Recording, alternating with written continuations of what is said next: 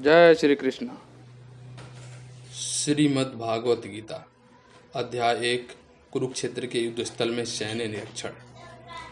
धृतराष्ट्र ने कहा, हे संजय, धर्म भूमि कुरुक्षेत्र में युद्ध की इच्छा से एकत्रित हुए मेरे तथा पांडुपुत्रों ने क्या किया।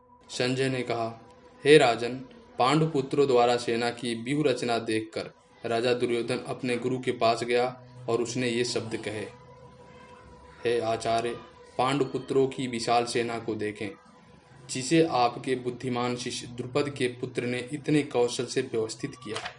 इस सेना में भीम तथा अर्जुन के समान युद्ध करने वाले अनेक वीर धनुर्धर है तथा महारथी युधान, विराट तथा द्रुपद।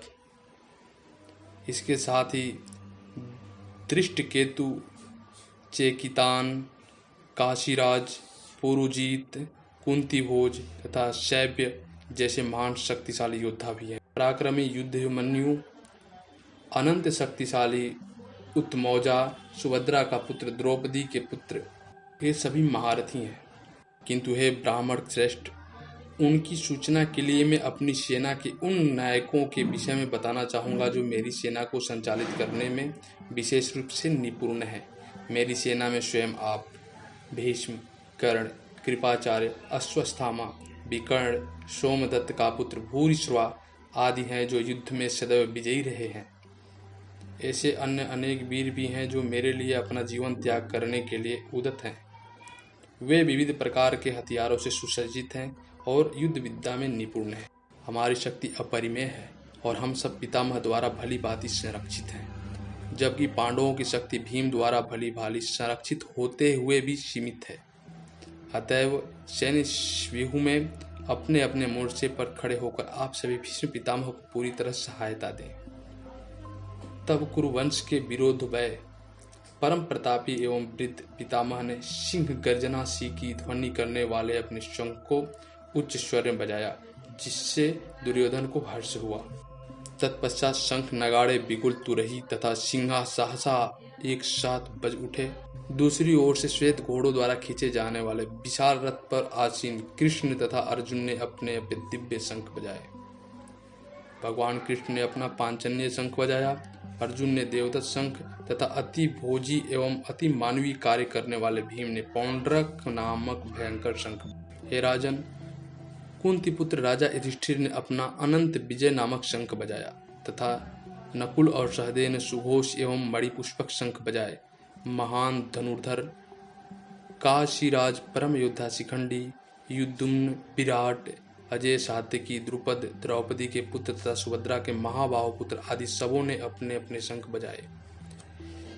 इन विभिन्न शंखों की कोलाहलपूर्ण ध्वनि बन गई, जो आकाश तथा पृथ्वी को शब्दायमान करते हुए धृतराष्ट्र के पुत्रों के हृदय को विदृढ़ करने लगी।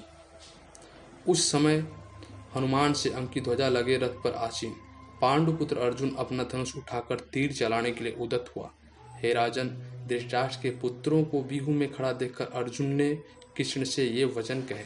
अर्जुन ने कहा, हे अच्युत, कृपा करके मेरा रथ दोनों सेनाओं के बीच ले जाए, जिससे मैं यहाँ उपस्थित युद्ध की अभिलाषा रखने वाले और शस्त्रों की इस महान परीक्षा में जिनसे मुझे संघर्ष करना है उन्हें देख सकूं।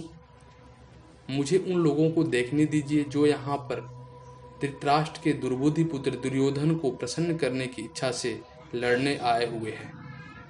संजय ने कहा, हे भरतवंशी, अर्जुन द्वारा इस प्रकार संबोधित किए जाने पर भगवान कृष्ण ने दोनों दलों के बीच में उस उत्तम रथ को लाकर खड़ा कर दिया। अन्य समस्त राजाओं के सामने भगवान ने कहा, हे पार्थ, यहाँ पर एकत्र हुए सारे कुरुओं को देखो।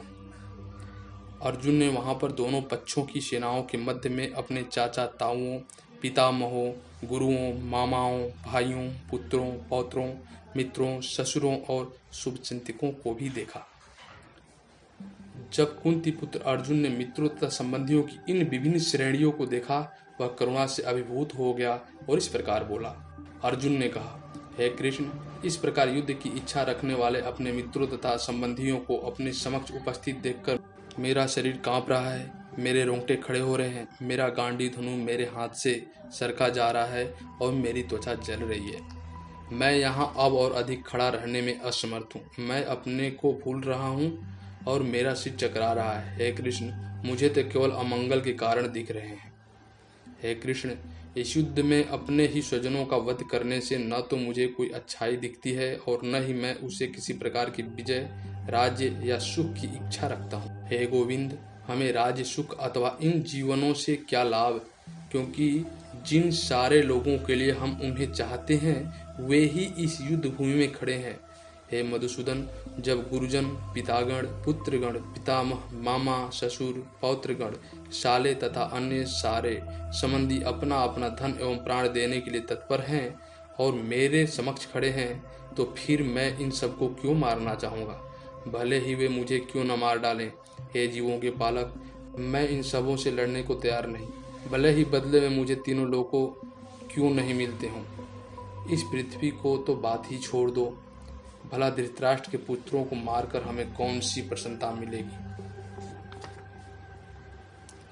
यदि हम ऐसे आतताइयों का वध करते हैं तो हम पर पाप चढ़ेगा, अतः यह उचित नहीं होगा कि हम धृतराष्ट्र के पुत्रों तथा उसके मित्रों का वध करें। हे लक्ष्मीपति कृष्ण, इससे हमें क्या लाभ होगा और अपने ही कुटुंबियों को मारकर हम किस प्रकार सुखी हो सकेंगे।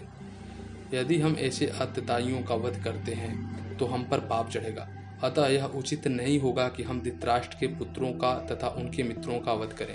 हे लक्ष्मीपति कृष्ण, इससे हमें क्या लाभ होगा और अपने ही कुटुंबियों को मारकर हम किस प्रकार सुखी हो सकते हैं।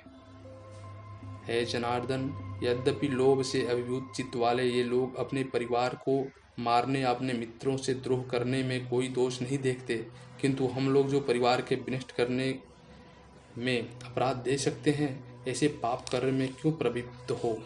कुल का नाश होने पर सनातन कुल परंपरा नष्ट हो जाती है और इस तरह शेष कुल भी अधर्म से प्रवृत्त हो जाता है। हे श्री कृष्ण, जब कुल में अधर्म प्रमुख हो जाता है तो कुल की स्त्रियां दूषित हो जाती हैं और स्त्रीत्व के पतन से ही विषणी वंशी अनावांछित संतानें उत्पन्न होती हैं। अनवांछित संतानों की वृद्धि में निश्चय ही परिवार के लिए एक पारिवारिक परंपरा को नष्ट करने वालों के लिए नरकीय जीवन उत्पन्न होता है। ऐसे पतित कुलों के पुरखे पितर लोग गिर जाते हैं क्योंकि उन्हें जल तथा पिंड दान देने की क्रियाएं समाप्त हो जाती हैं। जो लोग कुल परंपरा को विनष्ट करते हैं और इस तरह अवांछनीय संतानों को जन्म देते हैं, उनके दुष्कर्मों के समस्त प्रकार की असामुदायिक योजनाएं तथा पारिवारिक कल्याण कार्य विनष्ट हो जाते हैं। हे प्रजापालक कृष्ण, मैं गुरु परंपरा से सुना है कि जो लोग कुल धर्म का विनाश करते हैं वे सदैव नरक में वास करते हैं। ओह, कितने आश्चर्य की बात है कि हम सब जघन्य पाप कर्म करने के लिए उद्यत हो रहे हैं। राज सुख भोगने की इच्छा से प्रेरित होकर हम अपने ही संबंधियों को मारने पर तुले हैं। यदि शस्त्रधारी धृतराष्ट्र के पुत्र मुझे निहत्थे तथा रणभूमि में प्रतिरोध न करने वाले को मारे तो यह मेरे लिए श्रेयकर होगा। युद्ध भूमि में इस प्रकार कहकर अर्जुन ने अपना धनुष तथा बाण एक को रख दिया और शोक संतप्त चित्त से रथ के आसन पर बैठ गया।